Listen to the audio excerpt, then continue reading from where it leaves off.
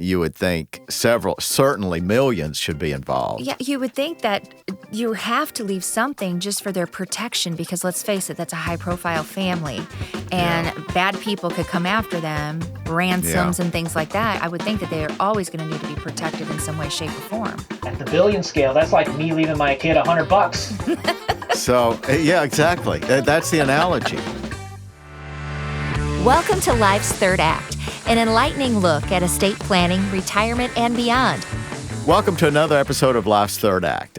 This week we're going to be talking about Steve Jobs. Of course, Steve Jobs from a perspective of planning, the very end of his life as well as thereafter, which is kind of course, the focus of this show. And we know when we start talking about doing this, Sherry, among the things we're aware of is a lot of people are a little tired of Steve Jobs, meaning he became almost a deity from really before he died, which was in 2011 or so, began probably around from the time of Apple's ascendancy. So before 2011, the iPhone came out in what, 06 or so? Yeah, well, the iPod.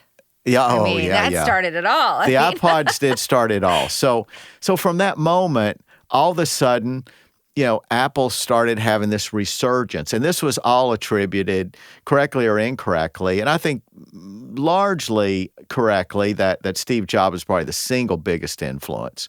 But anyway, so since then, we've all heard so much about him, biographies and quotes, and YouTube must have a million videos relating to him in some way. Documentaries. Yeah. Oh, yeah. So I know that a lot of people are a little tired of the subject of Steve Jobs. But subject to that, we thought that this is a little bit of a different take, and it's the take that we're, on this show, only interested in.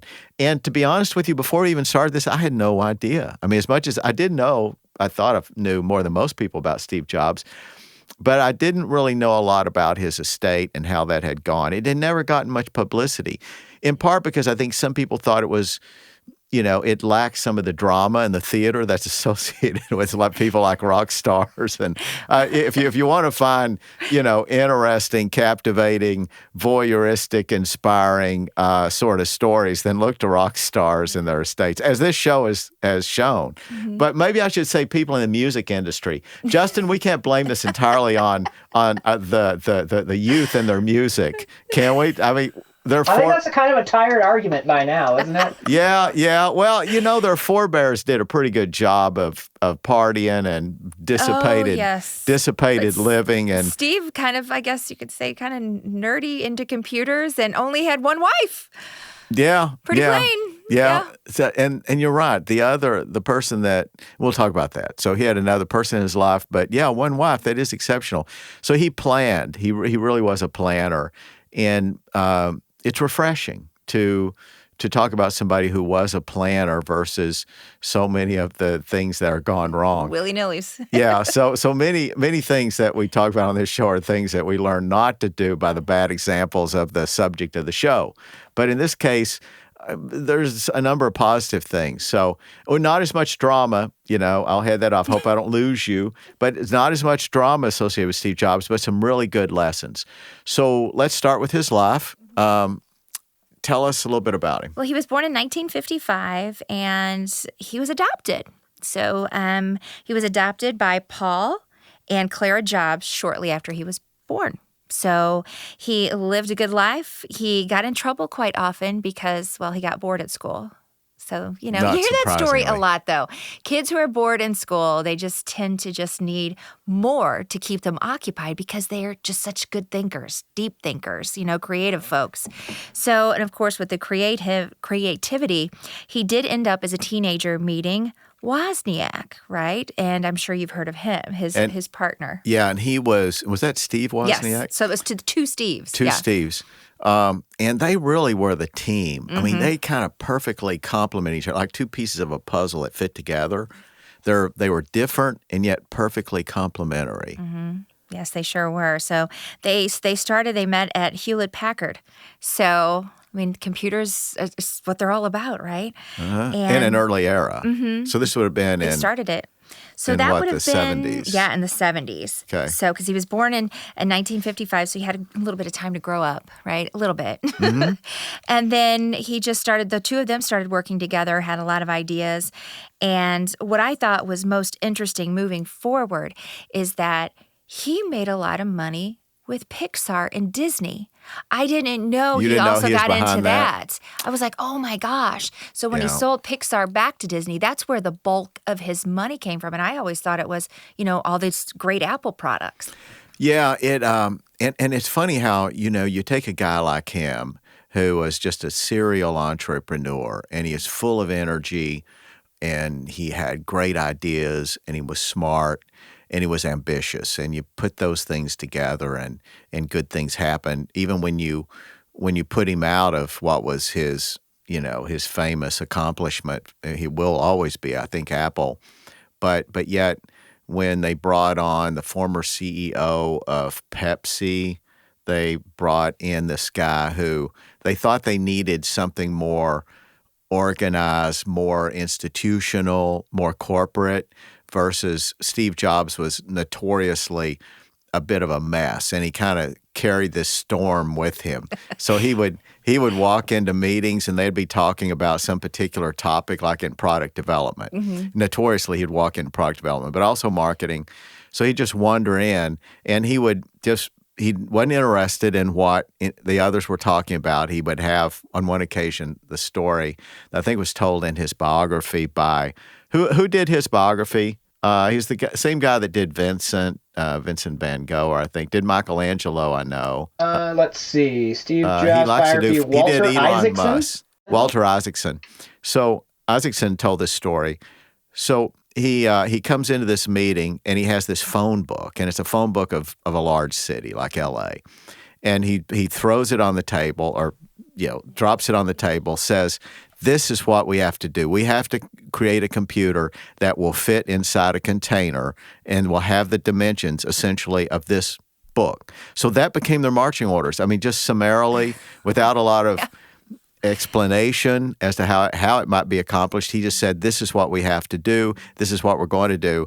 So he It was always about product size with him, wasn't it? Well, he knew correctly. That was a big deal. I mean, he was right. The people did care a lot about portability and all. So Until the iPhone, he was obsessed with the size over anything else. He did. And it really affected the features they could include.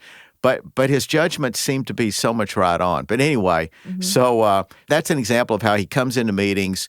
They're on one path, and he throws them onto another path. So there's some waste of time. There's some disorder associated with it.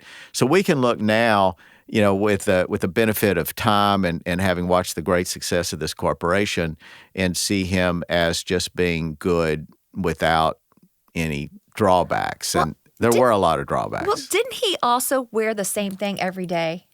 Oh, yeah. He was infamous for that. I mean, Elizabeth he Holmes. washed it. Elizabeth Holmes tried to do that. Yeah, time saver. She adopted the black. That was the argument. Saves time. She adopted the simple black attire. And the voice. And the voice. Oh, don't get me started. We won't start on Elizabeth Holmes. Someday we'll be able to do her estate planning. Someday. But anyway, so Steve Jobs, he was one of a kind. Yes, and he was. He was what, if we think of the people who make history, it's people who think in very different ways.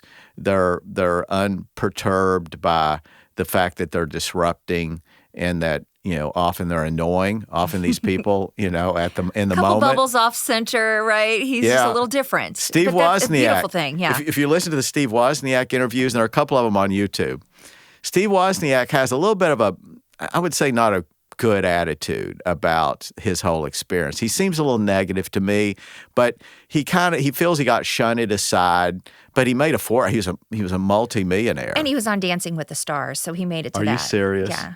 He didn't last very long, but he made it there. Are you serious? Yes. I didn't know this. So anyway, but he is the stereotypical wonk. I mean, he's the sort of guy that you want a geek. He's a geek. He probably had the pencil holders and everything. But the two of them got together, and it's an interesting read. We won't go into it here because it's not the purpose of the show. But the story of how those two came together and how they almost came apart when they were still very young, like 20, 21 years old. And Steve Jobs comes to Wozniak's house and is pleading with him. And even Wozniak's parents get involved. They think Steve Jobs is exploiting their son. And so Steve Jobs pleads. And if the story is told correctly, he's crying that Steve Wozniak's thinking about breaking up, and because it's as if Steve Jobs had this vision that he knew that what was potentially on the table here that would forever never be, it was this great thing that we've all come to know as Apple. It's almost like he knew that, because if we had known that in that moment, we too would be crying and pounding on the front door and pleading. We would do that because we would know what's at stake. It's almost as if Steve Jobs knew. Maybe you just don't know. Yeah. That gut feeling that just took over. So, he was just utterly unabashed in his efforts to get and he did. He finally got Wozniak back, and together they made history. But that was very early. That was before they had accomplished anything significant. Yeah, but then it was one product after another, and, his personal life, he was able, I know we had talked earlier about how he's kind of boring because he met a wonderful lady in 1989, married her in 91, and that is Lauren Powell Jobs. And they were married. How do you pronounce that? Is it Lauren or Lorraine? Oh, maybe it is Lorraine. I thought it was Lauren. I mean, it's E-N-E. Yeah, Lorraine Powell Jobs. They were married for 20 years up until his death. So from 91 until he passed in 2011.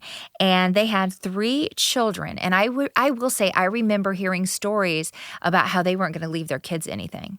And I was like, oh. Yeah, I've read some of those statements. Yeah. You have to wonder about that because I'm sure they got used to a certain lifestyle, right? Well, kids get that too, don't they? Yeah, well, you would think. And my position is that, I want my children to benefit from whatever I've been able to accomplish. I think most parents feel that way. But anyway, something to talk about, though, with Steve Jobs in terms of family. He had a child before that he didn't step up, and we don't know what the reasons are, whether he really questioned the paternity. Yeah, and it's sad. I mean, they had to take a paternity test, and he had actually said that it couldn't have possibly been his child because he was sterile. I mean, all kinds of excuses, Well, and we know that's apparently, not the case. that wasn't real. And later in life, though, he did regret that because he and his daughter Lisa, they have had an on and off kind of relationship. And that was where there's that a lot first of turmoil. child. Mm-hmm. Yeah, she was born in 1978. So now, I mean, she's 46, but she didn't have the relationship that the other 3 children, had with their dad. And I do think, though, that sometimes guys probably especially. Well, he was 23 at the time. Yeah, guys especially sometimes grow up later. And I think that guys more than gals may be more inclined to behave foolishly, that sort of Peter Pan thing or whatever you want to call it. But anyway, they're having their maybe wilder or let's just say less responsible days during their 20s. And then in their 30s, they start to come around to where they should have been when they were 20, Yeah. But they start to come around and be more responsible. So that's not entirely exculpatory, but, I do tend to sympathize with that a little bit. So in any case, he marries and has 3 children, and by all accounts is a good dad. Yeah. I mean, he was in the kids' lives, and obviously they learned a lot from him because each one of them are involved in like big things, giving back. Reed Jobs, their eldest son, right now he's like 33. But he is working at Emerson Collective, which is an organization his mother set up, went to Stanford. The other children, they all One's have really great model. education. She's a model. And the middle child, of the marriage, she's very quiet, and that is Erin. Don't hear a lot about her. Yeah, she doesn't have much of a media presence either. Very quiet person. So in their estate, and we're getting a little bit ahead, but just in the context of what we're talking about now, there was quite a bit of money. And what I read that the mother, Lorene, took the position that the way I think she said it was she didn't believe that the kids should be left with a whole lot of money. The words to that effect, meaning I didn't interpret her words to mean that she literally feel that they, as some parents do, that they literally feel their parents need to, the kids will be benefited if they leave them nothing because then they get the chance to make it on their own.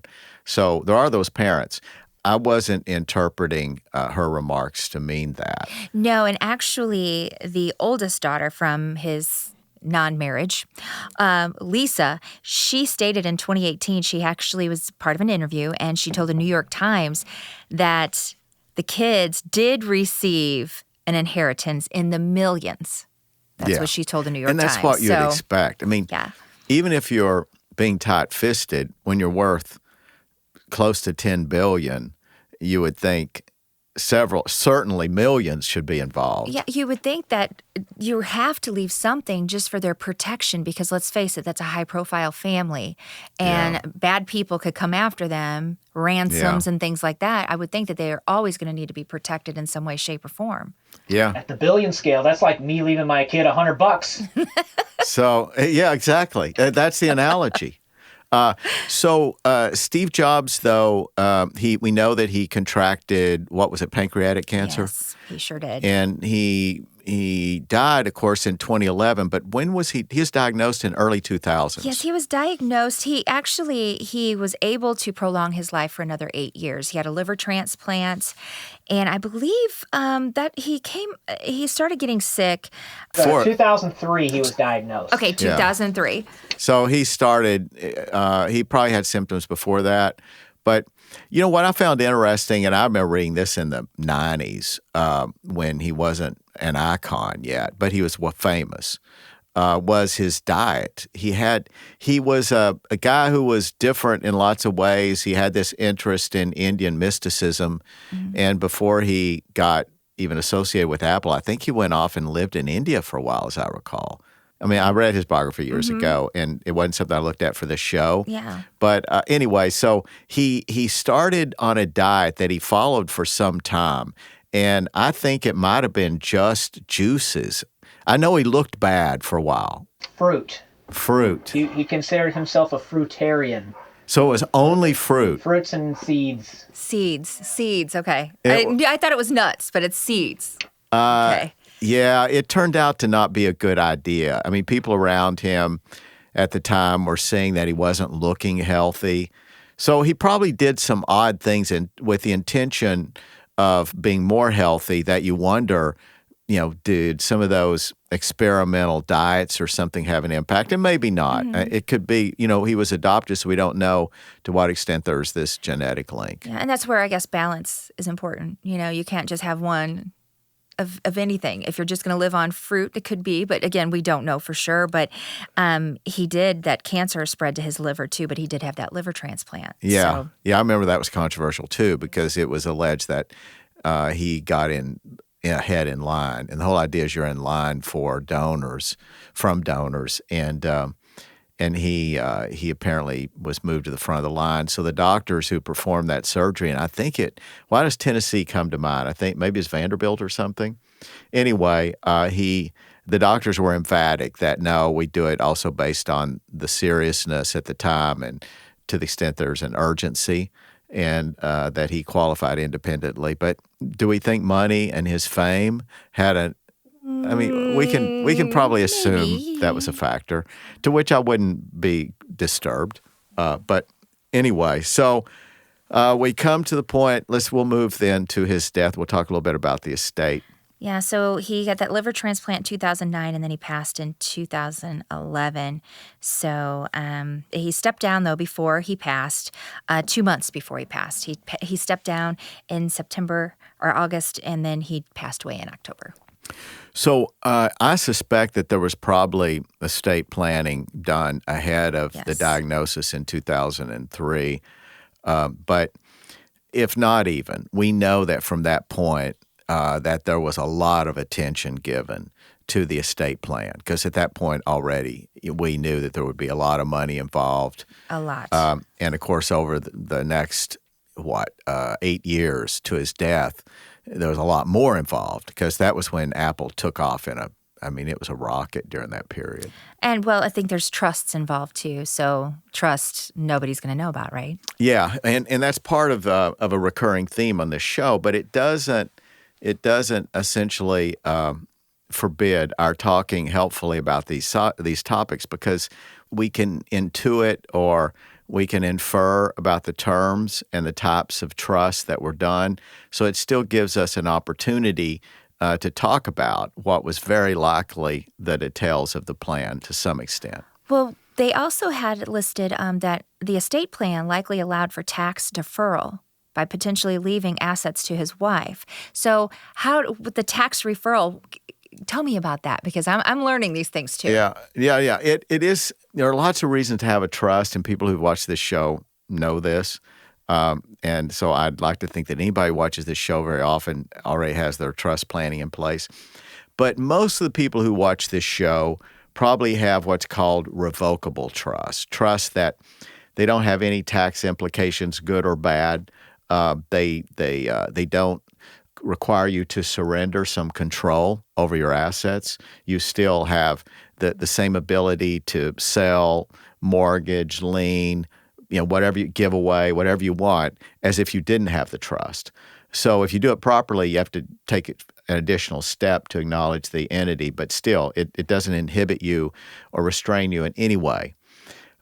But if you want to be more ambitious in terms of a trust and you have a substantial amount of money, especially, then you may want an irrevocable trust. And the irrevocable trust has the benefits of any trust, including revocable, in that you don't go through, it's not probated with a probate estate. So you have privacy, all that, which is hugely important to a lot of people. Especially, when you're Steve Jobs. Yeah, and to many people. But the irrevocable trust does more than that. It also has huge tax benefits. So I suspect that the motivation for doing that was probably in large part for tax purposes. Now, it's funny that you think of a trust as being an entity that's taxed in and of itself, which it is. There's tax rates for assets that are owned through a trust, and those tax rates are pretty high. I mean, you get to the highest rate, like 37%, very quickly. I think it's like $15,000, and you immediately go from the lowest rate to the highest rate. In other words, it's called a compressed tax rate.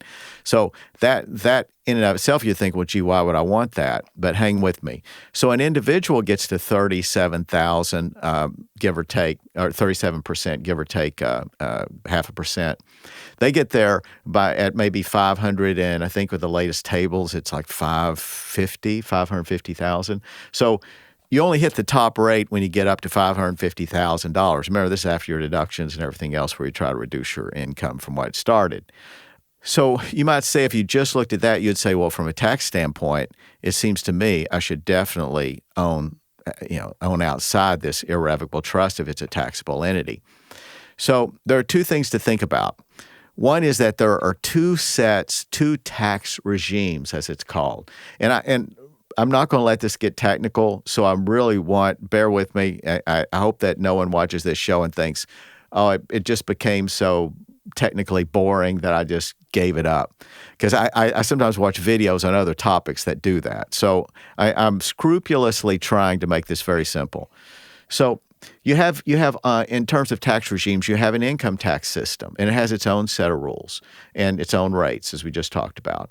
But you also have an estate and gift tax. Estate and gift are taxed under the same regime. So when you give stuff away, that goes toward the same ceilings that will determine brackets for purposes of estate and gift tax. Those things come together, estate and gift tax. So you might find that you can draw up a trust. It's called an intentionally defective grantor trust. And that trust will not be subject to any taxes in and of itself because it's designed so that it fails to be something that you've given up ownership or given up sufficient control. So you still have enough control in some sense of the words where the IRS says, no, you didn't give that away.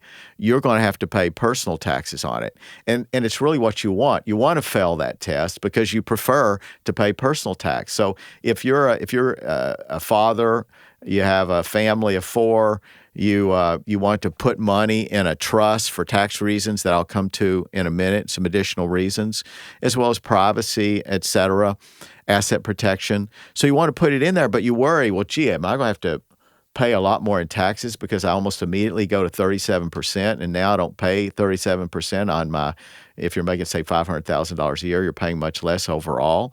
And the answer is you can actually transfer it into this irrevocable trust that for purposes of the rules of estate and gift regime, remember it has its own rules, the estate and gift tax rules. So it's considered having passed ownership for that purpose, which means that it'll benefit from all the rules relating to estate and gift tax. But it fails the test as it relates to a transfer because of the rules relating to income tax. So the IRS is saying, no, that wasn't a transfer because you can replace, for example, a trustee. You have the unfettered right, complete discretion regarding replacing trustees. So we're saying for that reason, that's not a fair transfer. Well, maybe you specifically included that because, I mean, if you do this designing for this intentionally defective grantor trust, you intentionally insert that so it fails to be a transfer for income tax purposes. It means it appears the IRS, as to your income tax, sees no difference. So they treat it the same. So the money of the assets that are earned inside that entity, if it's a business, if it's a rental real estate, commercial real estate, it's treated the same as the money you're earning from your job or whatever else might be outside the trust. So it's designed to fail that test because you don't want it to be taxed for purposes of minimizing your income tax.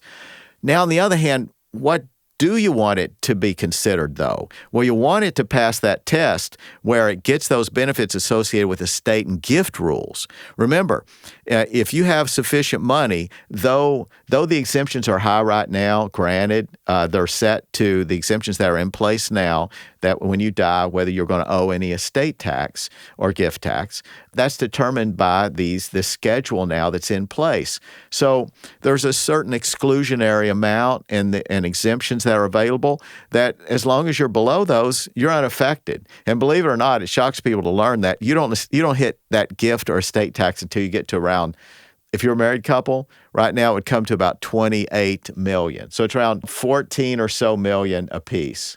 So you don't get to that point until then. So the whole idea is that you want this transfer to be valid according to the rules of estate and gift tax. And so even though you have these very high exemption exclusion amounts that surprise many people, and I'm sure most of you are thinking, because they are where they are, I'm unaffected. And for those of you who don't know, right now I think that per individual you get a $14 million exclusion just at that. And if you're a married couple, that comes to like $28 million even before you hit estate and gift tax. So if you're dying with less than that, chances are you're going to owe no estate or gift tax. Now, there are other reasons, which I'll come to in a minute, another and as important reason to have the irrevocable trust versus the revocable. But anyway, on this subject, I still want to talk to the people who do have potentially assets that large. Either you have them now or you expect to have assets that large. And also I want to speak to everyone else to let you know that this regime that's in place now expires technically at the end of 2025. So that would go all the way back down to, don't hold me this, I've not checked it lately, I think it may go as low as $1 million. And a lot of you, when you include your pension plans, when you include your house and some other things, a lot of you will hit $1 million. So, I mean, it goes way down to the number. And it may be $1 million, maybe $2 million, I don't remember. But it goes back to what was in place prior to these much more aggressive and favorable exclusionary rates, to these much more favorable exclusions and exemptions. So as to the people, though, who will one way or another be subject to risk of taxation, then that's when there's real opportunity for planning. And that's what I think took place in this case. I think that Steve Jobs, that his advisors, I'm sure he had the best, probably looked at his estate and what it was comprised of and said, look, it's better maybe for you to transfer these assets now and to maybe potentially be looking at a gift tax. The gift tax and the estate tax is the same rate. So it's not a different rate, it's the same rate. And it also goes up to a similar high level as quickly, a compressed schedule, just like that I described to you for trust. So people who think that there's a chance then that they're going to be looking at paying a ton of estate tax will figure, well, maybe if these assets are going to increase in value, I should go ahead and lock in whatever that value is now, and I'll have to pay it now, but that's much better than the alternative. So in that case, sometimes what will happen is there will be a transfer of, call it $50 million. And you may say, oh my gosh, $50 million, they're going to pay, what, if we assume 40%, maybe call it 40%. You can see where very quickly, you're looking at a ton of money. What is that, 20 million bucks. Okay, I think we should stop here. We're going to stop here. We're going to break this show into two pieces. We don't always do that, but we do it when we're clearly going to go past a total of an hour on the show. We're just going to end up, I think, just over an hour, we expect. So for that reason, we end this episode now. We want you to tune in to watch the second episode, and there, of course, we'll focus more on the estate pieces. But hopefully this preliminary discussion was useful to you. So until then, take care. This has been another episode of Life's Third Act. We hope you enjoyed Life's Third Act, sponsored by Cordell & Cordell, your advisors for estate planning and beyond. Subscribe and join us weekly for thought-provoking discussion and topics exclusively focused on estate planning and your financial future. Discover more at CordellCordell.com. The choice of a lawyer is an important decision and should not be based solely on advertisements.